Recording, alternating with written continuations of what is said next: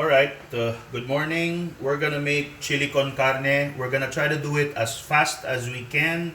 So keep your eyes peeled. We're gonna begin with some oil. Okay, now the oil that I'm using here, it's not ordinary oil. It's actually drippings from the roast beef that I cooked a while ago. Yan. So I'd like to call it flavored oil. And let's begin sauteing. So we start with some garlic.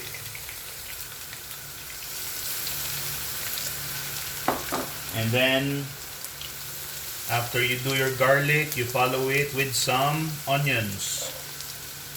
There. That's very basic, right? Garlic, onions. Let's let it simmer ng konti. Okay. As usual, I'm using high heat. Or am I? Yes, I am. Okay, and then after your onions, as expected, you're going to do your tomatoes.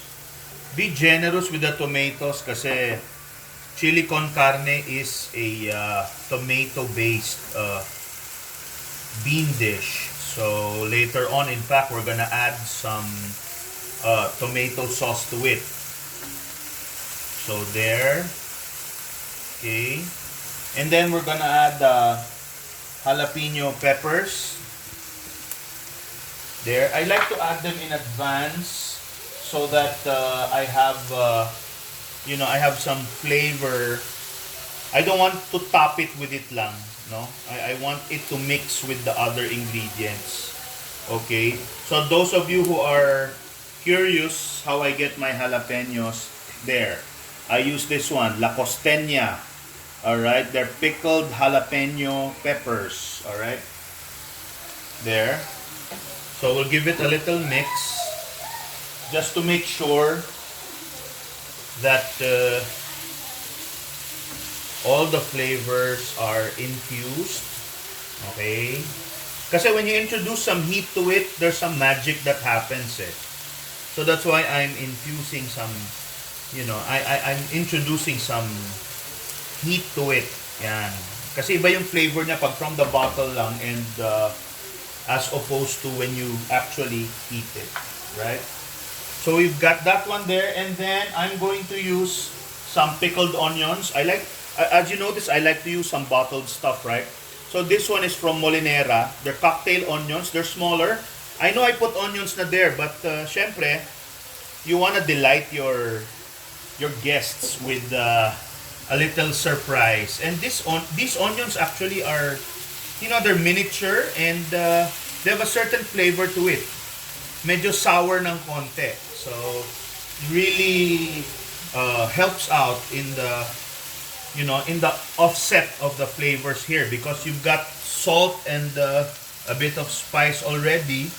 So, a little sour will always help. Then now we're going to put our meat. So, this is what we did with the meat, just to let you know. We didn't fry it. We actually blanched it in some water. Now, this is ground round, no? Which means it's very lean beef. This is about a kilogram of it, or about 2 pounds, 2.2 pounds. And of course, as I watered it, it developed some oil, syempre, from the beef fat. So I think that's a better way of extracting all the juices of the meat, di ba? Yan. There. So you've got it here already. So far, I've done most of my ingredients, no? We're practically just waiting for the beans. But here's a little secret that I want to teach some of you guys. Don't put all the flavoring just in the end. What I like to do is I like to also put some flavoring into the meat, not just the beans. Okay? Kasi the beans is gonna soak up all the flavor later on.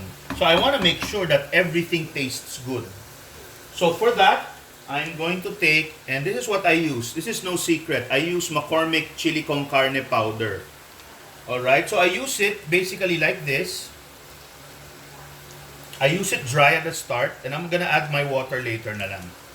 So for this, I'm gonna use maybe 2 first, no? That was the first one, and this is the second one there. So you just pile it on top, then you start mixing. The key here is you need to keep on mixing for the flavors to really get into every cocktail onion, every jalapeno pepper, every chunk of ground beef, or even the bawang, the sibuyas, the kamatis, they're all gonna get coated with that seasoning. So see, the color is starting to show now, right? Yan. So this is what I call seasoning the meat. Yan. So that it's not just the beans. And later we're gonna do that to the beans also. Okay. Now at this point, I'm going to begin introducing the beans na. And as you can see here, the beans, this is a lot. This is about 1.2 kilos of beans this time. Okay? So when you make the beans, when you make red beans, if you're familiar with red beans, the Spanish style red beans that we also cook, that one you want to make it malambot, right? But this time around, you want to make this a bit parang al dente ng konti. Okay? Because you want a little bite to the chili. Okay? We're making chili con carne and we're not making red beans. Right? So, in order to differentiate, you need to also differentiate the way you cook the beans. Okay. Bakit naiwan yan dyan? Pwede lagyan mo pang isa.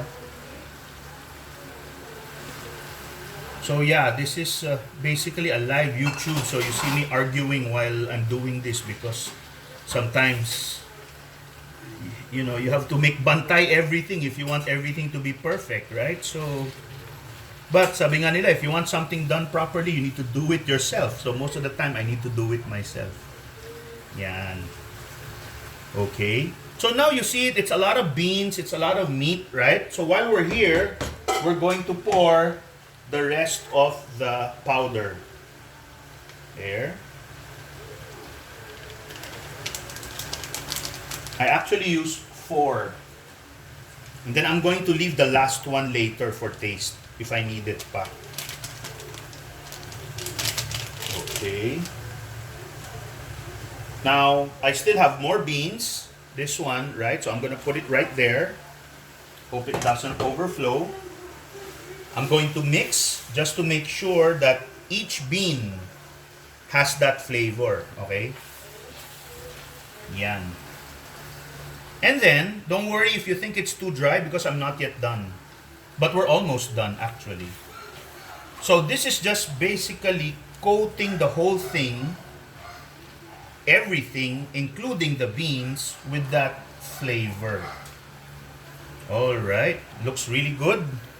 So now, we begin to put some of the other ingredients like this one. Imagine, I'm putting a whole bottle of salsa. I'm using the mild, not the spicy one because, some of the kids are gonna eat this. So it's La Costeña salsa na mild. So, just put that there. Now, why do I like to use salsa? First of all, it's got that Mexican flavor already in it, right? And it also has tomato. It's got coriander and all those other spices that you'll have to get individually pa. But if you get a bottle of salsa, it kind of does it for you, right? Now, aside from this, so don't worry again kasi parang kulang pa sa water, right? Aside from this, we're now going to put some tomato sauce. So here's the tomato sauce. Ayan. I use Clara Olay. Reason why I use this is because I don't want I don't want to make a mistake of getting like a Filipino style tomato sauce, which is gonna make it actually sweet. Alam nyo naman if it's Pinoy style, right? It's sweet. So we don't want sweet in chili con carne. So there, now you're starting to see the color. Okay, yan. So this is also one reason why what we did was we didn't fully cook the beans. Kasi imagine if it's malambot na kanina pa lang, and you're cooking it some more now, ang hirap na niya. Right? There you go. So this way, I think we've got the color down already. No? We've got the color down. We've got the consistency down. No? I think this is almost perfect right now. Okay. Almost done. Almost done. I like what I'm seeing already. Now, we're gonna put some crushed black pepper because we always want some kick, syempre. And we're gonna get some smoked hot and spicy paprika. Alright. This is, I always use this for kalyos. It adds flavor. It adds more redness. So to me, the more vibrant the colors are, the better the taste is. Yeah. Now, if you take a look at this, it's starting to thicken, right? So that's the characteristics kasi of the beans. Okay? Always keep on stirring because when beans burn, mahirap. It's hard to take out that taste once it starts to burn, lalo na sa ilalim. So, we're not going for sokarat here, ha? So, you don't need to heat this. That's why at this point, I'm probably going to lessen the heat na because I think the heat has done its job so far. There. So now it's burn proof already by now, huh? Okay, so I'm gonna mix it from under just to make sure that there's nothing sticking. Okay, now it's time to do a test because I still have another tomato sauce here which I don't think I'm going to need kasi I'm happy with the color na. Oh my god. Honestly, I don't even want to touch it. Here's what I did, just so you know. I prepared some water from the red beans, which is this one. Okay, and I also have another chili con carne here. The spice and another tomato sauce, which I already had opened because I felt we might need it. But honestly, if I take a look at the way it is right now, I just don't want to touch it anymore because it's really, look at it, oh, it's fantastic na as it is. And I have not even topped it with any cheese at all. Oh my. So this is looking really, really good, huh? So let me just try it one more time. I just want to be really sure that.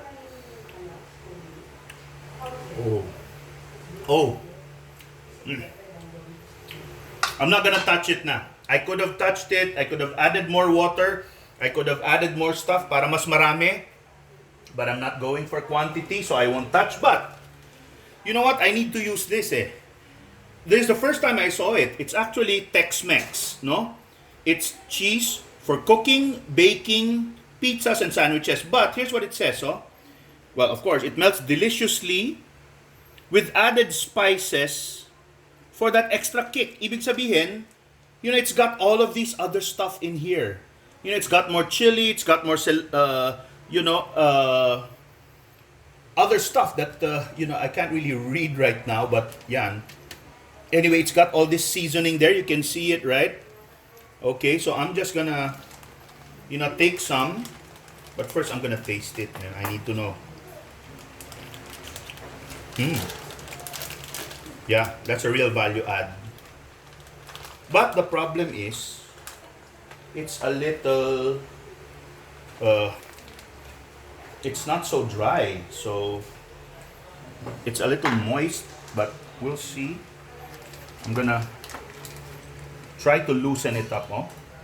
Hopefully it does the trick. Oh, it's bubbling up already. So, let me try to loosen this up ng konti here. Okay. There. we're gonna try to pour some right there in the middle. There. Okay. So we're almost done because I have a few more pieces here, which I'm just this is tough kasi I'm trying to unstick it kasi it's got all sticky.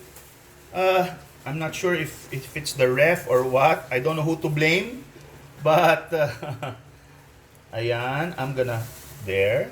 Okay. Put some more here because we're gonna mix this later on naman. But I just want to show you that we're putting some Tex-Mex cheese and spices right on top of it. Ayan. Because that's gonna form a really good layer on top. Okay. So here's more. There. We're almost done. Now it's okay if there are some na medyo buo-buo.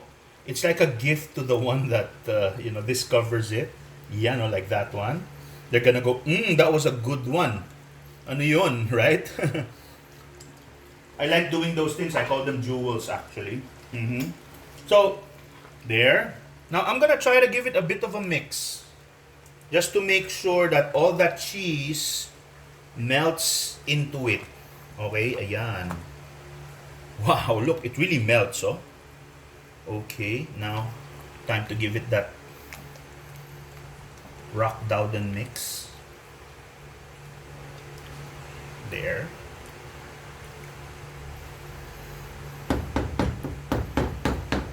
Now, I'm going to get isang sandok na walang butas.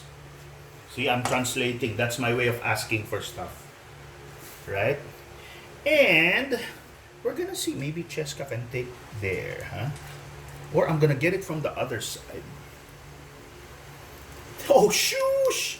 Look at all that cheese. Look at that cheese. Oh, no. How pretty is that, huh?